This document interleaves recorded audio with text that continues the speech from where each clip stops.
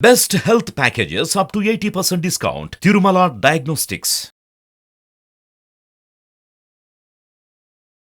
నమస్తే, welcome to Suman TV. ప్రస్తుతం మనతో పాటు ఉన్నారు ప్రముఖ జ్యోతిష్యులు, అలానే కాశీలో శ్రీ కామాక్షి నిత్య అన్నదాన ఆశ్రమ నిర్వాహకులు బ్రహ్మశ్రీ శ్రీ నందిబొట్ల శ్రీహరి శర్మ గారు.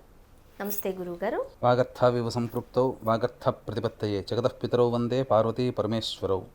నారాయణ సమారంభాం శంకరాచార్య మధ్యమాం అస్మదాచార్య పర్యంతం వందే గురుపరంపరాం. ఆదిత్యాయ చ సోమాయ మంగళాయ బుధాయ చ గురుశుక్రశనిభ్యశ్చ రాహవే కేతవే నమః. శృంగేరి జగద్గురుపీఠాధిపత్ శ్రీ శ్రీ శ్రీ భారతీ తీర్థ మహాస్వాముల వారికి, శ్రీ శ్రీ శ్రీ విధుశేఖర భారతీ తీర్థ మహాస్వాముల వారికి, కంచి కామకోటి పీఠాధిపతులు శ్రీ శ్రీ శ్రీ విజేంద్ర సరస్వతి మహాస్వాముల వారికి ప్రణామములు తెలియజేసుకుంటూ కార్యక్రమాన్ని ప్రారంభిద్దాం. గురువుగారు, చాలామంది వాళ్ళ వంశానికి పేరు ప్రతిష్టలు తెచ్చే బిడ్డలు కావాలని కోరుకుంటూ ఉంటారు. అంటే మన వంశాంకురం మంచిగా ఉండాలి అని ఆశిస్తూ ఉంటారు. మరి అలాంటి వాళ్ళు సంక్రాంతి దినాలలో కావచ్చు, లేకపోతే పండుగ శుభకార్యాలలో కావచ్చు, ఏం చేయాలి? ఎటువంటి దానం చేస్తే మంచిది? ముఖ్యంగా ప్రతి మనిషికి కూడా మన కుటుంబాన్ని ఉద్ధరించేవాడు, వంశానికి ఒక్కడన్నట్టుగా, వంశాంకురముగా, వంశానికి పేరు ప్రతిష్టలు తెచ్చేటువంటి ఒక సంతానము మన కుటుంబంలో ఉంటే, మనకు కలిగే అదృష్టం మనకు ఉంటే ఎంత బాగుండుననేటువంటి ఆలోచన చాలామంది వీక్షించేటువంటి సుమన్ టీవీ ప్రేక్షకులు ఉంటుంది. అయితే వంశాన్ని ఉద్ధరించే సంతానం కలగాలి అని అంటే మనం కొన్ని పుణ్య కార్యక్రమాలు చేయక తప్పదు. ఈ రోజున బిజీ లైఫ్లో ఉండి మనం చాలా మటుకు ధర్మ కార్యక్రమాలు చేయలేకపోతున్నాం. కానీ పూర్వంలో ఒక కుటుంబంలో ఒక 5-6 మంది సంతానం ఉన్నారంటేనమ్మా, ఖచ్చితంగా ఒక సంతానం పేరు ప్రతిష్టలు తెచ్చేవాళ్ళు. పిల్లవాడురా అని చెప్పేవాళ్ళు, పిల్లవాడి తండ్రి అని చెప్పుకుంటూ గొప్పలుగా ఉండేటువంటిది స్థితి. ఈనాడు మనం చూసుకున్నట్లయితే ధర్మము ఆచరించలేకపోవడం, తద్వారా మంచి నియమాల్ని పాటించలేకపోవడం, అరాకొర సంతానాన్ని కనడం, అంతేకాకుండా ఆ సంతానం కూడా అనారోగ్య లక్షణాలతో ఉండడం, ఇవన్నీ కూడా మనం చూస్తున్నాం. మనం ఒకసారి చిల్డ్రన్ హాస్పిటల్కి చుట్టూ వెళితే ఎంతమంది తల్లిదండ్రులు బాధాతప్తమైనటువంటి హృదయాలతో ఆ పిల్లల్ని పట్టుకొని, ఆ పిల్లలు బాధపడుతుంటే ఆ బాధని దిగమింగుకొని, నా పిల్లవాడు, నా పిల్ల బతికితే చాలు అన్నట్టుగా ఉంటారో, ఈ రోగం నుంచి బయటపడితే చాలు అన్నట్టుంటారో. కాబట్టి వీటన్నిటికీ కూడా పూర్వకాలంలో ఇటువంటివి అనారోగ్యాలు తక్కువగా ఉండేటివి. కారణం వాళ్ళు చేసేటువంటి కొన్ని పనులు మరియు దాన ధర్మాది కార్యక్రమాలు. అయితే ఇప్పుడు మనం గమనించుకోవాల్సిన అంశం ఏంటంటే, వీక్షించేటువంటి సుమన్ టీవీ ప్రేక్షకులు కూడా, ఇప్పుడు సంక్రాంతి పర్వదినం మనకు సమీపిస్తుంది. కాబట్టి ఈ పర్వదినం రోజున మనం ఎటువంటి దానము చేసినట్లయితే గొప్ప లక్షణాలు కలిగినటువంటి సంతానం కలుగుతుంది అనేటువంటి విషయాల్ని మనం తెలుసుకుందాం. దీనికి ముందుగా మనం ఏది చెప్పుకున్నా సశాస్త్రీయమైనటువంటిది, ఆధారభూతమైనటువంటి వాటినే మనం చెప్పుకుంటాం. కాబట్టి వీక్షించేటువంటి ప్రేక్షకులు ఈ వీడియో ఆశాంతం వినండి. ఎందుకనంటే ఇది మీకు అక్కరకు వస్తుంది. ఎందుకు? ఈ రోజున ఒక సంతానం ఉండి రెండో సంతానం కోసం ఎదురు చూసేవాళ్ళు, ఆల్రెడీ వివాహమై సంతానం కోసం ఎదురు చూసేవాళ్ళు, వీళ్ళందరూ కూడా ఉన్నారు. కాబట్టి వాళ్ళందరికీ ఇది ఉపయోగమైనటువంటి ప్రక్రియే. అయితే ఏం చేయమన్నది అనేటువంటి దానికంటే కూడా ఆధారం కావాలి కదా. మరి వీటి ఆధారానికి మనకు మహాభారతంలో జరిగినటువంటి దృష్టాంతాలు మనం తెలుసుకుందాం. ద్రోణాచార్యుడు ఋషితుల్యుడు. ద్రోణాచార్యుని యొక్క భార్య కృపి. వీళ్ళు పరమదరిద్రాన్ని అనుభవిస్తూ ఉన్నారు. అడవుల్లో ఒక చిన్న గుడిసె పెట్టుకొని, అంటే ఎప్పటి వరకు మహాభారతంలో మనకు చెప్పబడినటువంటి పాండవుల దుర్యోధనుల వద్దకు రాకమునుపు ఉన్నటువంటి స్థితి గురించి మనం మాట్లాడుతున్నాం. ఆస్థాన విద్వాంసుడిగా మనం చేరినప్పుడు కాదు ఇది.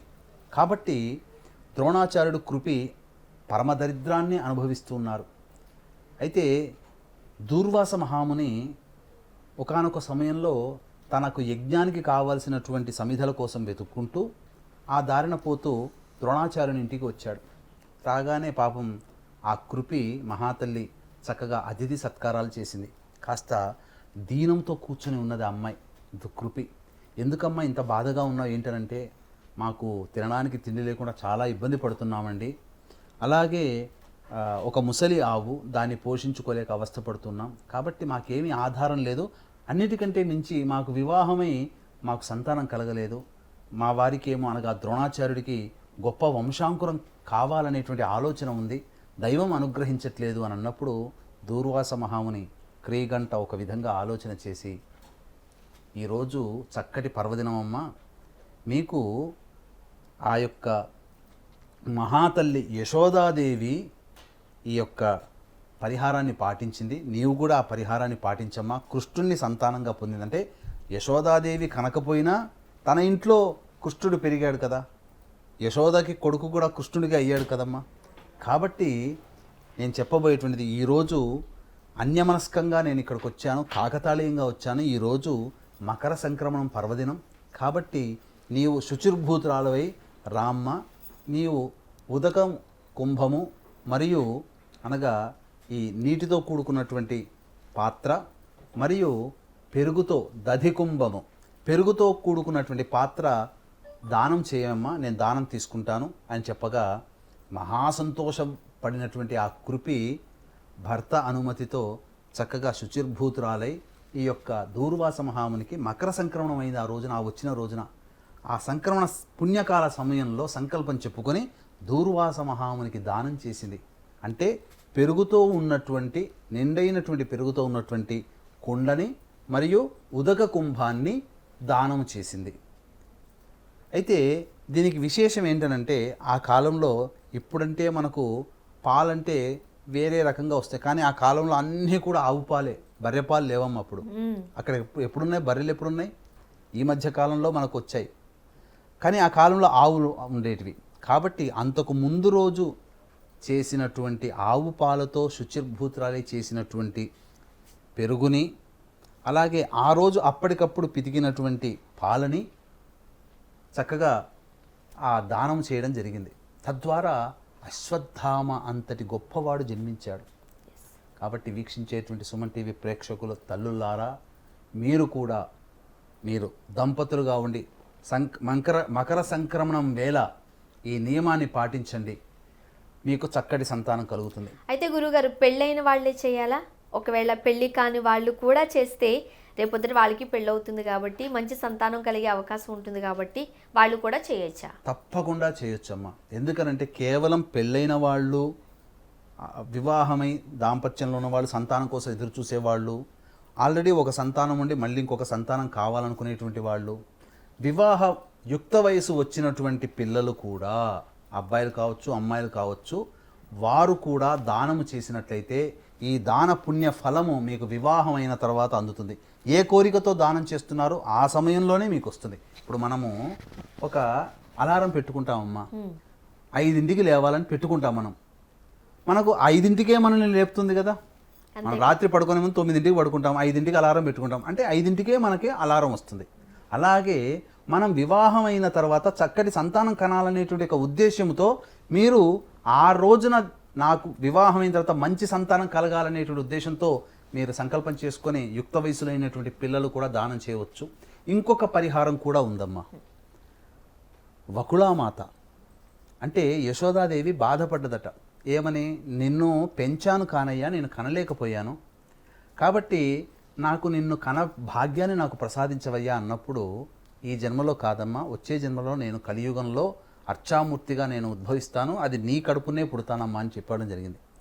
వకుళాదేవి ఏం చేసిందనంటే, ఈ మకర సంక్రమణం సందర్భంగా విసనకర్రలు, చెప్పులు, బ్రాహ్మడికి గొడుగు, ఈ 3 వస్తువులు బ్రాహ్మడికి దానం చేసింది.